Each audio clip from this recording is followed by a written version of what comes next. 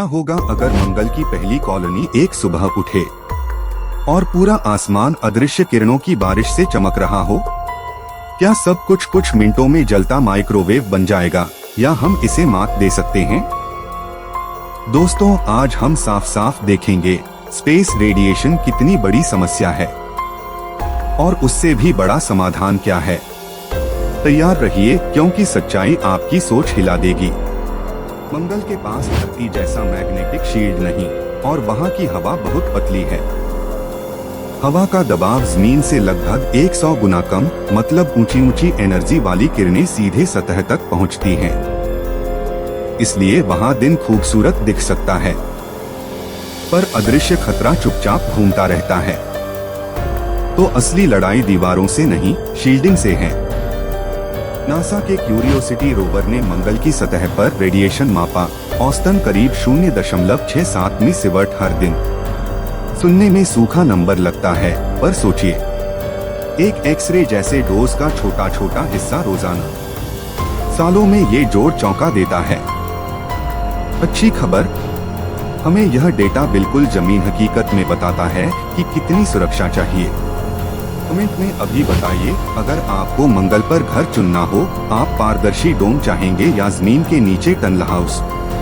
तुलना के लिए ISS पर एस्ट्रोनॉट्स को लगभग 0.6 मिलीसीवर्ट प्रति दिन मिलता है। हाँ, ऑर्बिट में रहना भी फ्री पास नहीं, इसलिए डिजाइन सोच समझकर और बैकअप प्लान के साथ बनता है।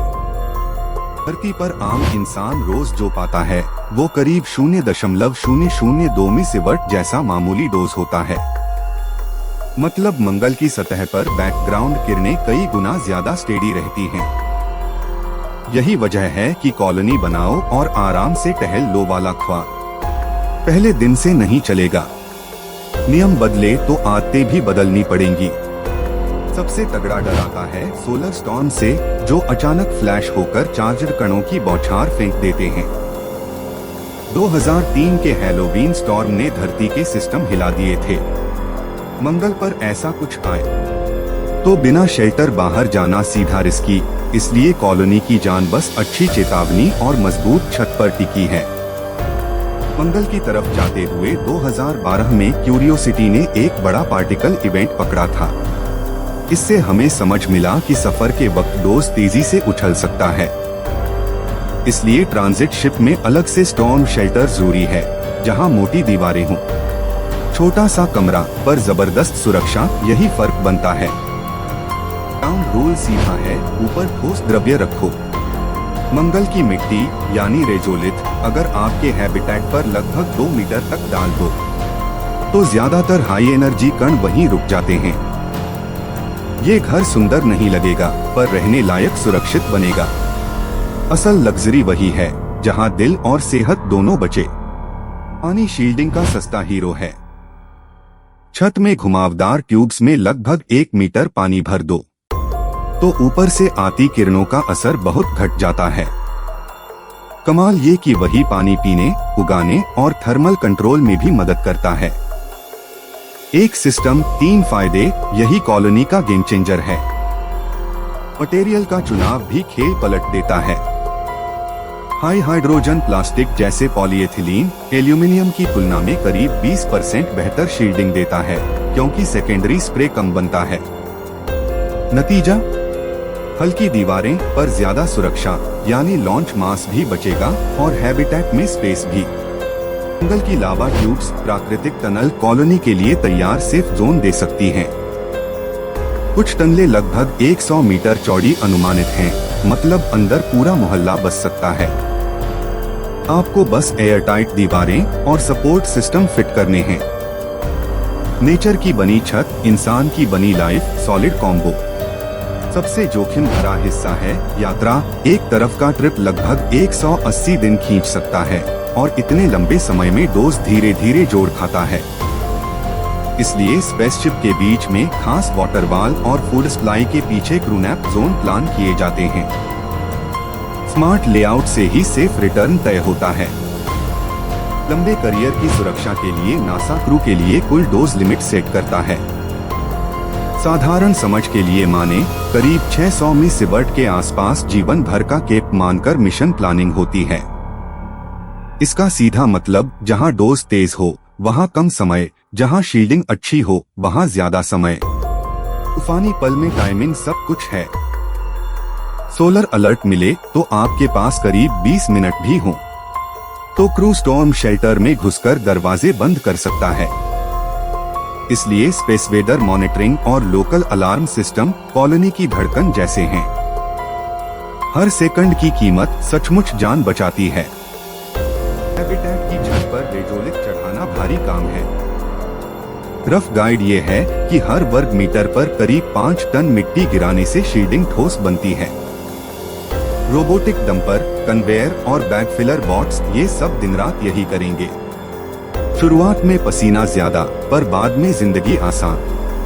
ग्रीन हाउस अलग चुनौती है क्योंकि धूप चाहिए पर किरणें नहीं। ट्रिक ये, पारदर्शी पैनल के ऊपर पानी की पाइपिंग की लगभग 30 सेंटीमीटर मोटी परत घुमा दो। धूप फैली रहेगी पर खतरनाक कण बिखर कर कमजोर पड़ेंगे। साथ ही लीक डिटेक्टर और ऑटोस्टर रखें ताकि अलर्ट पर छत तुरंत कवर हो। हर इंसान के सूट पर पर्सनल डोज मीटर लगाइए जो शोर नहीं, सीधी चेतावनी दे। थ्रेशहोल्ड पर लगभग 0.1 मिली सिवर्ट घंटा दिखते ही अलार्म और रूट रिडायरेक्ट। इससे हर दिन की छोटी छोटी एक्सपोजर भी ट्रैक रहती हैं।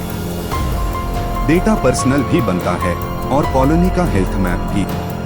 स्पेस वेदर की आंखें जरूरी हैं। इसरो का आदित्य L1 2023 से सूरज की हर हरकत पर नजर रख रहा है और नासा के सैटेलाइट्स भी डेटा फीड करते हैं।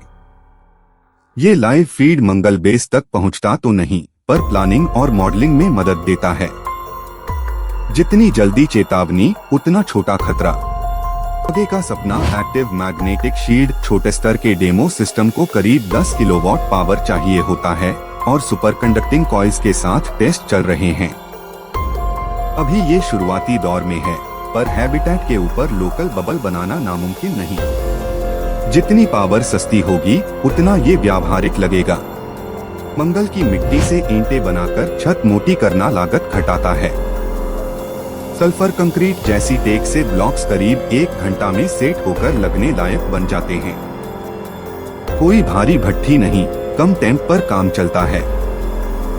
Local material, local solution. Rocket cargo की बचत सीधे आपकी सेफ्टी में लगती है।